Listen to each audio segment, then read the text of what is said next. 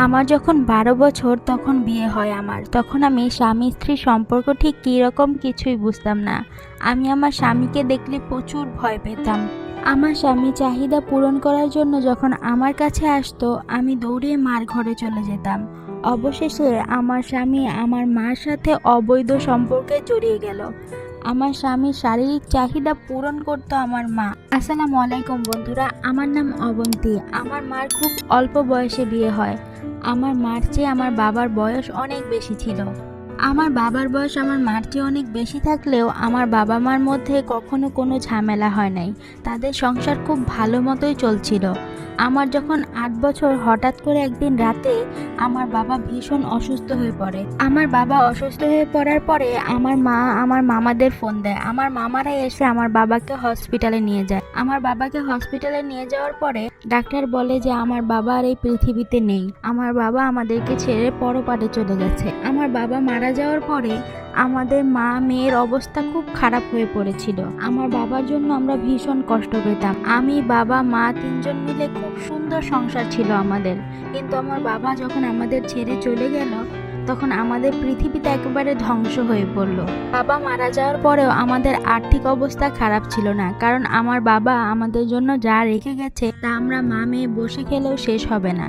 আমার বাবা যখন মারা যায় তখন আমার মার খুব অল্প বয়স, তাই আমার মামারা বলছিল যে মাকে আবার বিয়ে দিবে।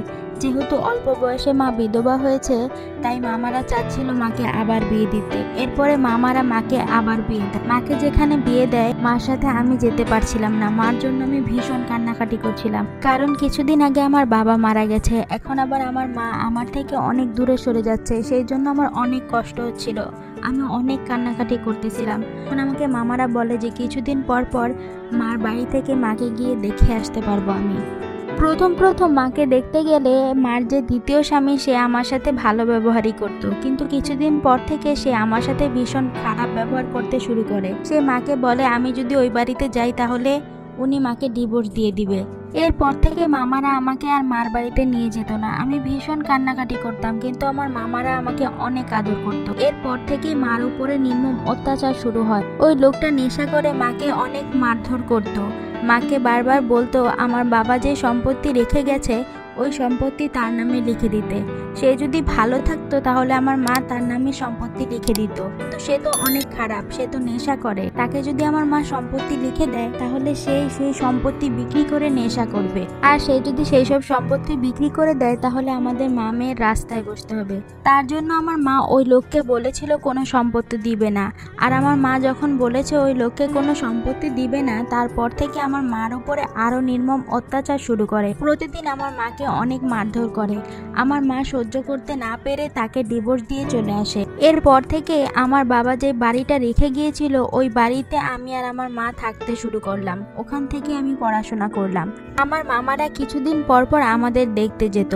সেই সময় আমার মার আর আমার সময়গুলো খুব ভালোই কাটছিল। মামারা বিভিন্নভাবে সাহায্য করত। আমি লেখাপড়া করা অবস্থায় আমার যখন 11 বছর শেষ হয়ে 12 বছরে পড়লো তখন আমার মামা আর মা বলল যে আমাকে বিয়ে দিবে।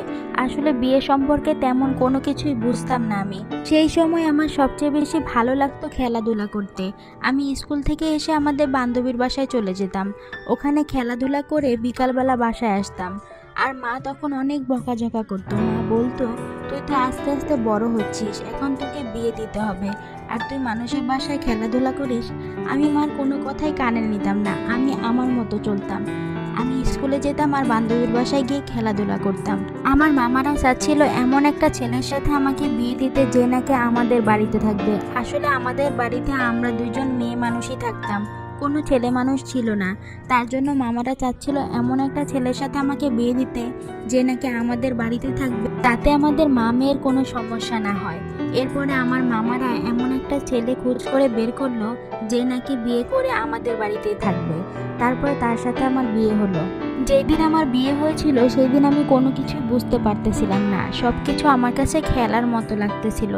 আমার সাথে যে ঠিক কী হচ্ছিল আমার সেই সম্বন্ধে কোনো ধারণাই ছিল না। এরপরে রাতে আমি আমার রুমে শুয়েছিলাম। তখন আমার ভীষণ ক্ষুধা পাচ্ছিল। আমি মনে মনে মাকে খুঁজতেছিলাম, কারণ তখন আমার মা আমাকে খাইয়ে দিত, তাই আমি মাকে খুঁজতেছিলাম। হঠাৎ করে একটা লোক আমার ঘরে আসে। আজকে আমার যার সাথে বিয়ে হয়েছে ওই লোকটাই আমার ঘরে আসে। ওই লোকটার নাম ছিল মিলন। ওই লোকটা আমার ঘরে এসে আমার খাটে এসে বসে। খাটে এসে বসে হঠাৎ করে আমার শরীরে ধরে। আমার শরীরে ধরার পরে আমি ভীষণ ভয় পেয়ে গেলাম যে এই লোকটা কেন আমার শরীরে ধরতেছে। এরপর আমি ওনাকে জিজ্ঞাসা করলাম, আপনি কেন আমার শরীরে ধরতেছেন? উনি আমার কোনো কথার জবাব না দিয়ে উনি আমার কাছাকাছি আসতেছিল। আমি হঠাৎ করে ওনাকে অনেক জোরে ধাক্কা দিয়ে বিছানায় ফেলে দৌড় দিয়ে মার ঘরে চলে গেলাম। মার ঘরে চলে গিয়ে আমি বললাম, মা তুমি আমাকে কার ঘরে পাঠিয়েছো? ওই লোকটা অনেক খারাপ, ওই লোকটার সাথে আমি থাকবো না, আর আমার ভীষণ ক্ষুধা পেয়েছে, তুমি আমাকে কিছু খেতে দাও। মা আমাকে কোনো কিছু না বলে খুব আদর যত্ন করে খাইয়ে দিল। আমার খাওয়া দাওয়া শেষ হওয়ার পরে আমার মা আবার আমাকে আমার রুমে নিয়ে গেল। অনেক বুঝিয়ে শুনে আমাকে ওই রুমে নিয়ে গেল। আমি তো প্রথমে যেতেই চাইছিলাম না। আমি মাকে বলছিলাম, মা আমি ওই রুমে থাকবো না, আমি তোমার সাথেই থাকবো। মা বলল, আজকে থেকে তোর ওই রুমে থাকতে হবে, আর উনি তোর স্বামী, উনি যা বলে তুই তা শুনবি। আমি তখন মার সাথে ওই রুমে গেলাম। মা তখন ওই লোকটাকে বলল যে, বাবা তুমি কোনো কিছু মনে করো না, আসলে আমার মেয়েটা তো অনেক ছোট, আস্তে আস্তে ও সব কিছু বুঝে যাবে, ওকে 2-3 দিন সময় দাও। মা আমাকে ওই রুমে রেখে আসার পরে আমি ঘুমিয়ে পড়লাম। ওই দিন আর ওই লোকটা আমার কাছাকাছি আসলো না। পরের দিন সকালে উঠে আমি স্কুলে চলে গেলাম। আমার স্কুল টাইম শেষ হওয়ার পরে আমি আমার বান্ধবী লতার বাড়িতে চলে গেলাম। লতার বাড়িতে চলে যাওয়ার পরে লতার সাথে সারাদিন খেলাধুলা করলাম। সারাদিন খেলাধুলা শেষ করে বিকালে বাড়িতে আসলাম। বিকালে যখন আমি বাড়িতে আসলাম, মা আমার সাথে ভীষণ খারাপ ব্যবহার করলো। আমাকে বলল, এখন কি তুই ছোট আছিস? এখন তো তোর বিয়ে হয়ে গেছে, আজকের পর থেকে আর কোনো খেলাধুলা করবি না, স্কুল টাইম শেষ হলে ডাইরেক্ট বাড়িতে চলে আসবি, কোনো খেলাধুলা চলবে না তোর আজকে থেকে। আমি মার কথা শুনে চুপ করে রুমে বসে রইলাম। আমি রাতে খাওয়া দাওয়া শেষ করে আমার রুমে গিয়ে ঘুমিয়ে পড়লাম। আমি ঘুমিয়ে যাওয়ার পরে ওই লোকটা আবার আমার রুমে গেল। আমার রুমে গিয়ে সেই দিনও ওই লোকটা আমার শরীরে ধরতে গেল। ওই লোকটা আমার শরীরে ধরতে গেলে আমি চিৎকার করে মাকে ডাক দিলাম। এরপরে মা আমার রুমে গেল। মা আমার রুমে যাওয়ার পরে আমি মাকে বললাম, মা এই লোকটা অনেক খারাপ, তুমি এই লোকটাকে আমার রুম থেকে বের করে দাও। এই লোকটা কিছু হলে না হলে আমার শরীরে ধরে, আমি কিন্তু এই লোকটার সাথে থাকবো না। আমি যখন এইসব কথা বলতেছিলাম তখন আমার স্বামী আমার রুম থেকে বেরিয়ে গেল। আমার মা আমাকে বুঝালো, তুই এমন খারাপ ব্যবহার করছিস কেন? আর তোর তো এখন বিয়ে হয়ে গেছে, তোর আস্তে আস্তে সবকিছু বুঝতে হবে। এসব বলে আমার মা আমার রুম থেকে চলে গেল। এরকম করে আমার দিন যাচ্ছিল। ওই লোকটা আমার কাছে আসলে আমি চিল্লাচিল্লি শুরু করতাম, মাকে ডাকাডাকি শুরু করতাম। পরে একদিন ওই লোকটা রাতের বেলা আমার সাথে রাগারাগি করতে শুরু করলো। আমার মাকে ওই লোকটা ডাক দিল। ডাক দিয়ে বলল, আপনার মেয়ে এত ছোট, তাহলে আপনার মেয়েকে বিয়ে দিয়েছেন কেন? ওর কাছে গেলেই ও চিল্লাচিল্লি শুরু করে, এরকম করলে তো আমি ওর সাথে সংসার করতে পারবো না। আপনার মেয়ে এত ছোট, আপনারা জানেন যে ও কোনো কিছুই বোঝে না, তাহলে ওকে কেন বিয়ে দিয়েছিলেন? ও যদি আমার সাথে প্রতিদিন এরকম করে তাহলে আমি ওকে ডিভোর্স দিব। ডিভোর্সের কথা শুনে আমার মা ভয় পেয়ে গেল, কারণ আমার মা জানে যে ডিভোর্সের পর মেয়েদের কি অবস্থা হয়, কারণ আমার মারও ডিভোর্স হয়েছে। ডিভোর্সের কথা শুনে আমার মা আমার স্বামীকে বলল, বাবা তুমি একটু আমার রুমে আসো, তোমার সাথে আমার কথা আছে। এরপরে ওনাকে নিয়ে আমার মা আমার মার রুমে গেল। আমার মার রুমে গিয়ে আমার মা যেন ওনার সাথে কি বলল। এরপর থেকে উনি অনেক শান্তশিষ্ট হয়ে গেল। উনি খুব ভালো ব্যবহার করতে শুরু করলো। যেমন আমার সাথে রাগারাগি করতো আর কোনো রাগারাগি করলো না, একেবারে উনি আলাদা হয়ে গেল। পরের দিন থেকে উনি আর রাতে আমার শরীরে ধরতো না, উনি আমার কাছেই যেত না। হঠাৎ হঠাৎ আমার রাতে ঘুম ভাঙলে তাকে আমি রুমে দেখতাম না, সে যেন কোথায় চলে যেত। আমারও চোখে ঘুম থাকতো, তাই আমি উঠতাম না। আগে আমি স্কুল থেকে দেরি করে বাড়িতে আসলে মা আমাকে বকাঝকা করতো, আর এখন আমি স্কুল থেকে দেরি করে বাড়িতে আসলে মা আর আমাকে বকাঝকা করে না। মা যেন কেমন অন্যরকম হয়ে গেছে। একদিন সকালে আমি স্কুলে গেলাম। স্কুল টাইম শেষ করে আমি আমার বান্ধবীর বাসায় গেলাম। ওই দিন গিয়ে দেখলাম ও আর বাড়িতে নেই। তারপরে আমি ডাইরেক্ট বাড়িতে চলে আসলাম। বাড়িতে চলে এসে আমি ডাইরেক্ট মার রুমে যাচ্ছিলাম। মার রুমের সামনে গিয়ে শুনি আমার স্বামী আর আমার মায়ের কণ্ঠ। আমার স্বামী আর আমার মা হাসাহাসি করতেছে। এরপর আমি মার রুমে ঢুকে দেখলাম আমার স্বামী আমার মার কোলের উপর শুয়ে রয়েছে আর আমার মা মাথা হাতিয়ে দিতেছে আর হাসাহাসি করতেছে। আমার মা আর আমার স্বামী আমাকে দেখে থতমত খেয়ে গেল। আমার স্বামী আমাকে দেখে তাড়াহুড়া করে উঠে পড়লো মায়ের কোলে থেকে। তারপরে মা আমার সাথে হঠাৎ করে অনেক রাগারাগি শুরু করলো। মা যে কোন বিষয়ে আমার সাথে রাগারাগি করলো আমি কোনো কিছুই বুঝলাম না। মা যখন আমার সাথে রাগারাগি করতেছিল এমন অবস্থায় আমার স্বামী আমার মার রুম থেকে বেরিয়ে গেল। তারপরে আমিও বেরিয়ে গেলাম। আমি আসলে কোনো কিছুই বুঝলাম না আমার মা কেন আজকে আমার সাথে এরকম রাগারাগি করলো আর আমার মার কোলে কেন আমার স্বামী শুয়ে রয়েছিল। এইসব জিনিস আমি চিন্তা করছিলাম না, কারণ তখন আমার বয়সটা অনেক কম ছিল। একদিন সকালে আমি ঘুম থেকে উঠে দেখি আমার মা আর আমার স্বামী একসাথে গোসল করে বের হচ্ছে। তারপর যখন তারা আমার সামনে পড়ে গেল তারা যেন কিরকম করতে শুরু করলো। আমার মা বলল, কি রে তুই এখনো স্কুলে যাসনি?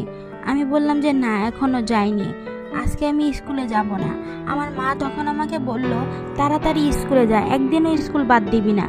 এরপর একদিন আমার মামাতো বোন আর আমার মামাতো বোনের স্বামী আমাদের বাড়িতে বেড়াতে আসলো।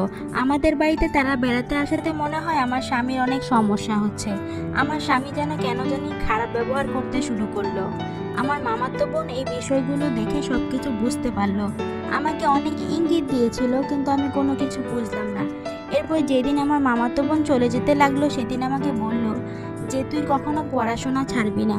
আমার আপু আরও বলল, সামনে তোর অনেক বড় একটা আঘাত পেতে চলেছিস, ওই আঘাতে কখনো কষ্ট পাবি না, আর তোর সাথে আমি আছি, তোর সব বিপদে আমি তোর পাশে থাকবো। এই বলে আমার মামাতো বোন বাড়ি থেকে চলে গেল। এরকম করে আমাদের দিনগুলো ভালোই কাটছিল। এরপর থেকে আমার স্বামী আর কখনো আমার কাছে আসে নাই। আস্তে আস্তে আমি প্রাপ্তবয়স্ক হয়ে উঠলাম। যখন আমার বয়স কম ছিল তখন আমি সুন্দর বা আমার দেহের আকৃতি সুন্দর ছিল না। যখন আমি আস্তে আস্তে বড় হতে লাগলাম তখন আমি দেখতে অনেক সুন্দর হলাম, আমার দেহের আকৃতি অনেক সুন্দর হলো। এসব দেখে আমার স্বামী আবার আমার উপরে আকৃষ্ট হয়ে পড়ল। আমার স্বামী তখন বলল আমাকে নিয়ে অন্য কোথাও চলে যাবে। এরপর থেকে আমার মা সমস্যা করতে শুরু করলো। আমার মা আর আমার স্বামীর মধ্যে প্রতিদিনই ঝগড়া হতো। একদিন আমি কলেজ থেকে বাড়িতে আসার পরে অনেক চিল্লাচিল্লির শব্দ শুনতে পারতেছিলাম। চিল্লাচিল্লির শব্দটা মার রুম থেকে হচ্ছিল। আমার স্বামী আর আমার মা চিল্লাচিল্লি করতেছিল। এরপর আমি আমার মার রুমের সামনে যাই। মার রুমের সামনে গিয়ে দেখি আমার মা আমার স্বামীর কলার ধরে টানাটানি করতেছে আর কি জানি বলা বলি করতেছে আর চিল্লাচিল্লি করতেছে। আসলে তার কথাগুলো আমি সম্পূর্ণভাবে বুঝতে পারতেছিলাম না। এরপর যখন আমি তাদের রুমে যাই তারপরে তারা দুইজন দুই দিকে চলে যায়। দুই দিকে চলে যাওয়ার পর আমি মাকে জিজ্ঞাসা করি যে কি হয়েছে। মা কোনো কিছুই বললো না। আমার স্বামীকেও জিজ্ঞাসা করি। আমার স্বামী বলে আমি আর এই বাড়িতে থাকবো না, তোমাকে নিয়ে অন্য কোথাও চলে যাব। এসব বলে আমার স্বামী ওই রুম থেকে বেরিয়ে যায়। পরের দিন সকালে মার রুম থেকে বিকট একটা আওয়াজ আসলো। বিকট আওয়াজটা পেয়ে আমি সাথে সাথে মার রুমের সামনে গেলাম। মার রুমের দরজা বাড়ি দিয়ে আমি মাকে ডাকছিলাম কিন্তু মা কোনো কিছুতেই দরজা খুলছিল না। আমার দরজা বাড়ির শব্দ শুনে আমাদের আশেপাশের মানুষ চলে আসলো। এরপরে মার রুমের দরজাটা ভাঙলাম। দরজাটা ভেঙে দেখলাম মার ঝুলন্ত দেহটা পড়ে রয়েছে। আমি দেখে চিৎকার করতে শুরু করলাম। এরপরে পুলিশ এসে মার দেহটা নামালো। মার রুম থেকে একটা চিঠি পেলাম। মা প্রথমেই লিখেছে যে আমার মৃত্যুর জন্য কেউ দায়ী না। এরপরে মা আমার কাছে চিঠিতে মাপ চেয়েছে। মা বলেছে, মারে তুই আমাকে মাফ করে দিস, আমি জীবনে অনেক ভুল করেছি। তোর সংসারটা বাঁচাতে গিয়ে আমি এমন একটা ভুল করেছি যা আমি তোর কাছে বলতেও পারবো না। আর এসব কথা না আমি তোর কাছে বলতে পারবো না মানুষের কাছে বলতে পারবো। তার জন্য আমি পৃথিবী ছেড়ে চলে যাচ্ছি। যখন তোর অল্প বয়স ছিল তখন আমি তোকে বিয়ে দিয়েছিলাম। তুই তো স্বামীর শারীরিক চাহিদা পূরণ করতে পারতি না। তোর সংসার বাঁচাতে আমি তোর স্বামীর শারীরিক চাহিদা পূরণ করতাম। আমি আসলে চেয়েছিলাম তোর যাতে ডিভোর্স না হোক, সেই জন্য আমি তোর স্বামীর সাথে খারাপভাবে জড়িয়ে পড়েছিলাম। আমার মার এইসব কথা চিঠিতে পড়ে আমার ভীষণ কষ্ট হচ্ছিল। আমার মনে হচ্ছিল এই পৃথিবীতে আমি কাকে বিশ্বাস করব। আমার মা আর আমার স্বামী এরকম একটা কাজ করতে পারবে আমি বিশ্বাসও করতে পারছি না। আমার মা যখন মারা যায় তখন তিনি 4 মাসের অন্তঃসত্ত্বা ছিলেন। তখন আমি বুঝতে পারলাম এই কারণেই আমার মা আর আমার স্বামীর মধ্যে এখন প্রতিদিন ঝগড়া হতো। আগে আমি সুন্দর ছিলাম না তাই আমার স্বামী আমার মাকে ব্যবহার করত। যখন দেখেছে আমি অনেক সুন্দরী হয়ে গেছি তখন আমার স্বামী আমাকে নিয়ে অন্য কোথাও চলে যেতে চেয়েছে। আমার স্বামী আসলে অনেক খারাপ। পুলিশ এইসব কথা জানতে পেরে আমার স্বামীকে ধরে নিয়ে যায়। এরপরে আমি আমার স্বামীকে ডিভোর্স দিই। এরকম একটা মানুষের সাথে আমি কোনোদিন সংসার করতে পারবো না, যে নাকি আমার মায়ের সাথে খারাপ কাজ করেছে, আমার মাকে ব্যবহার করেছে। আমি জানি আমার মাও ভুল করেছে, কিন্তু আমার মা চেয়েছিল আমার সংসারটা বাঁচাতে। সেই কারণে আমার মা এরকম একটা ভুল সিদ্ধান্ত নিতে বাধ্য হয়েছিল। এইসব ঘটনায় আমি অনেক ভেঙে পড়েছিলাম। তখন আমার পাশে আমার মামাতো বোন ছিল। আমার বোন আমাকে অনেক সাপোর্ট করেছে। আমার বোনের কারণে আমি ঘুরে দাঁড়াতে পেরেছি। এরপরে আমার বোন আমাকে অনেক সাপোর্ট করেছে। আমার বোনের কারণে আজকে একটা প্রাইভেট কোম্পানিতে আমি জব করি। আল্লাহর রহমতে আমি খুব ভালো আছি। আমি এরপরে আর কোনো সংসার করি নাই, কারণ আমি আর কোনো পুরুষকে বিশ্বাস করতে পারি না। পুরুষ তার শারীরিক চাহিদার কারণে সব কিছু করতে পারে। প্রিয় বন্ধুরা, আজকের ভিডিওটা আপনাদের কাছে কেমন লাগলো অবশ্যই কমেন্টস করে জানাবেন। ভিডিওটা ভালো লাগলে চ্যানেলটা সাবস্ক্রাইব করবেন।